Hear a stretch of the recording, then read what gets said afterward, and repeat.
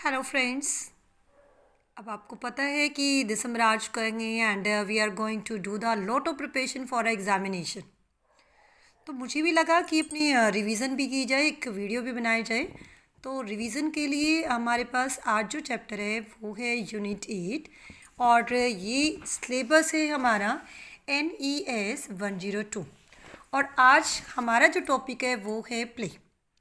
अब प्ले होता क्या है? प्ले एक ऐसी ब्रॉडर टर्म है that include a wide range of behaviour and activities.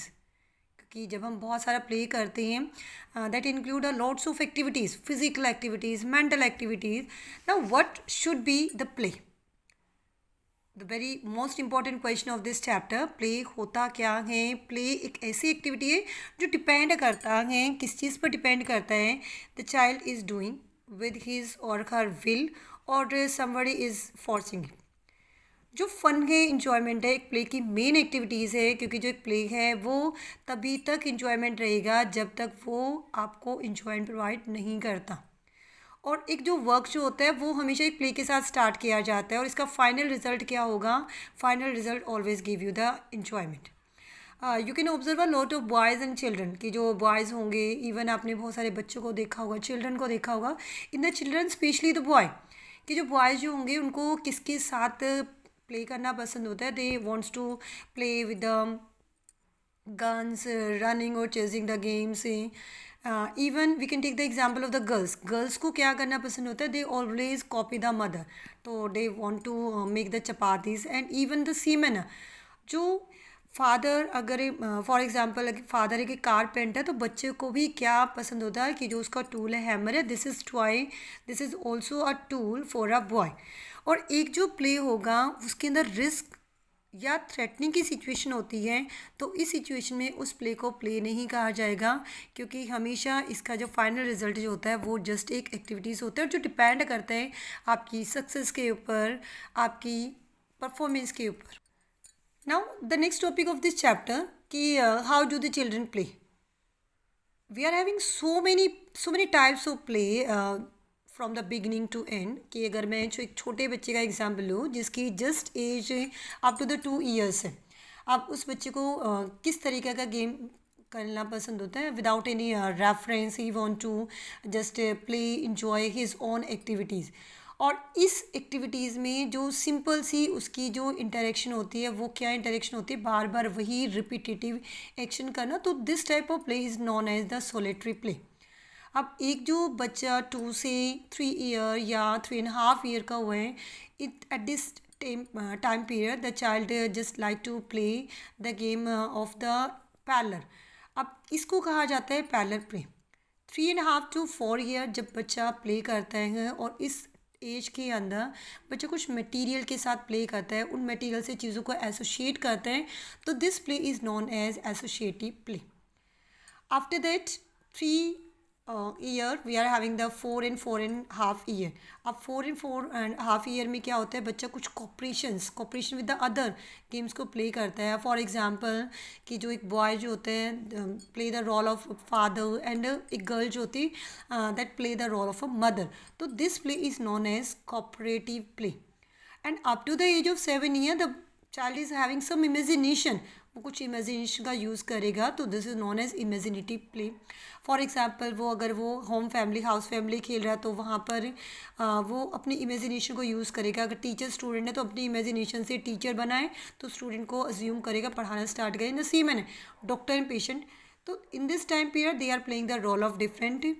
अब एक जो चाइल्ड अगर 7 ईयर का होता है तो इस 7 ईयर की एज में the child will have some specific rules कि अपने पीयर ग्रुप में कुछ रूल्स के साथ खेलेगा, कुछ स्किल्स के साथ प्ले करेगा। तो this is known as a peer group. और जो उसने गेम खेले तो this is the game with the rule. And in this stage the child is having some flexibility. Now the most important concept of this chapter, the most important question of this chapter, the gun for a boy and dolls for a girl. It doesn't have to be that. Means this is only due to the orthodox stereotype thinking. This is the sex stereotype in the play. अब जो parents even the teachers उनको किस तरीके से encourage करते हैं कि you are having the some specific role behaviour, और धीरे धीरे करके यही चीज़ें बच्चे में डेवलप हो जाती है. फॉर एग्जांपल जो गर्ल्स जो होती हैं उनको हमेशा क्या इनकरेज किया जाता है कि you have to play with the toys, you have to play with the utensil or the dolls or the quite indoor game. तो स्लाइटली एंड स्लोली जो उनके अंदर गेम प्ले एक्टिविटीज़ डेवलप होती है that is inside the home.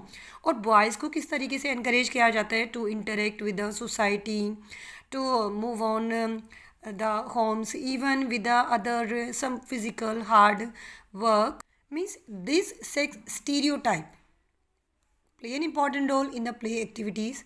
And here the peer group also play an important role कि जिस तरीके का आपका peer ग्रुप होता है उसी तरीके का आपका सोशो इमोशंस बिहेवियर भी क्रिएट होता है. Now the next concept and the next concept is to play is to develop. Means कि अगर हम गेम खेलते हैं तो क्या डेवलप होगा. अब जैसे यहाँ पे गुरदीप का एग्जाम्पल गिवन है जो 5:30 पे इवनिंग में, अगर हम कहें कि इवनिंग का टाइम पीरियड है और अपना होमवर्क फिनिश करके he wants to play outside, लेकिन उसकी मदर का हमेशा क्या रिएक्शन होता है, you have to complete your study first, you have to complete your homework first. तो why should we play the game. अब गेम को खेलना क्यों एक कहे कि नेसेसरी है एक चाइल्ड के लिए, because this is very important for the development of a child. The first development is physical and motor development. कि बच्चा जितना ज़्यादा गेम में इंडल्ज होगा, जितनी ज़्यादा वो गेम खेलेगा तो उसका जो फिजिकल डेवलपमेंट है, बॉडी का डेवलपमेंट है वो भी होगा, प्लस माइंड का, हाथ का, पैरों का जो कोऑर्डिनेशन है वो भी करना सीखेगा. Next is the language development. अब जैसे जैसे बच्चा प्ले करेगा, for example we are having the cooperative play, we are having the peer group play, associative play, तो बच्चा इंटरेक्शन करेगा तो the child is having something to explain, express his feeling, understanding, so this will help in the language development. Next is the cognitive development. Play always offer the opportunity to learn the things through the books, television, even the interaction with the environment and the games. Next development is the socio-emotional development. जब बच्चे play को खेलता है तो for example if we are having the cooperative play, तो बच्चे के अंदर जो सोशल है मीन्स की सोसाइटी में वो कैसा रहेगा, किस तरीके का बिहेव वो करेगा, जो उसके इमोशन जो होंगे वो साथ के साथ वो क्रिएट होंगे. फॉर एग्जांपल कि जो कोऑपरेटिव प्ले जो होते हैं यहाँ पर बच्चे चीज़ों को देना सीखते हैं, अपने जो इमोशंस होते हैं उसको शेयर करना सीखते हैं. तो जो प्लेइंग होती है, एक बच्चा अगर दूसरे बच्चे के साथ प्ले करता है, that always give a healthy spirit of the competition also. और जब बच्चा एक अच्छी स्पिरिट में, हेल्दी स्पिरिट में खेलेगा तो यहाँ पे बच्चा एक अच्छा स्पोर्ट्स पर्सन बनेगा, और इस अच्छे स्पोर्ट्स पर्सन में या तो वो एक विनर होगा या वो एक लूज़र होगा. Play always help the role in the imagination, in the creativity also. क्योंकि बच्चे जब प्ले करते हैं they are having a lot of things in their minds, अपनी इमेजिनेशन को यूज़ करेंगे. फॉर एग्जांपल अगर हम कोऑपरेटिव की रोल प्ले की बात करते हैं तो अगर वो डॉक्टर और पेशेंट का रोल कर रही है तो उनके पास अपनी क्रिएटिविटी है. In the same manner teacher and student का कर रहे, तो इस टाइम पीरियड में they use their imagination skill, और इमेजिनेशन स्किल से वो वर्बल और नॉन वर्बल एक्सप्रेशन. नाउ जो थेरेपिस्ट यूज़ करते हैं प्ले को, play as a therapeutic, play को किस तरीके से हम एक थेरेपी यूज़ कर सकते हैं कि play that can be use as a therapy. क्योंकि एक बच्चा बहुत ज़्यादा इमोशनली फ्रस्ट्रेटेड है तो यहाँ प्ले उसका एक रोल प्ले करते हैं उसकी इमोशंस को बाहर निकालने में. जो तो प्ले थेरेपी है, this always help in the understanding of a child better and help to resolve his problem, tension and the anxiety. And this time period the teacher as well as the parent play the important role. Now let's do what is the role of the teacher and what is the role of the parent. Now this concept is relevant to all work and no play. Means this is relevant to the role of the teacher.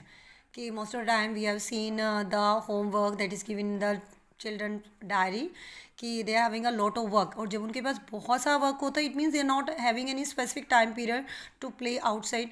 Here we are having the example of Meena जो 10 year की है. 7:30 से morning में वो school पहुंची, फिर घर आई है, उसने लंच किया है, then she are having a lot of homework, और after finishing the work 1.5 hour होता है उसके पास जस्ट प्ले करने के लिए.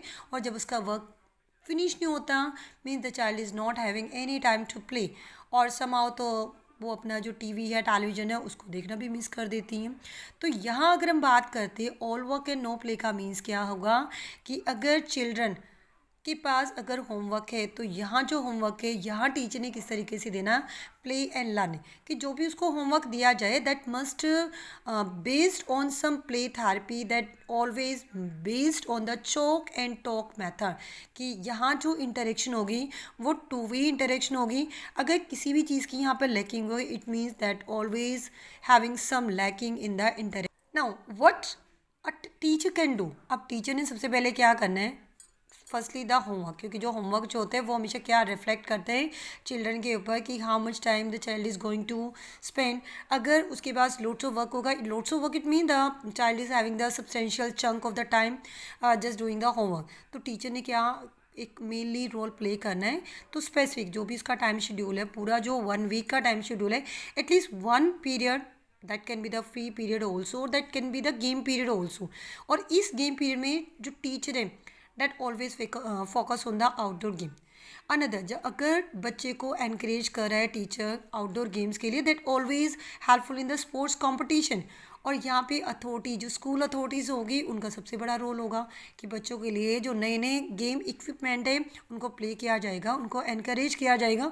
और अगर दूसरे स्कूल के साथ कंपटीशन है तो they enjoy a lot of various activities. अगर टीचर इस तरीके से शेड्यूल प्लान करता है तो this is always helpful in the learning, then learning always having some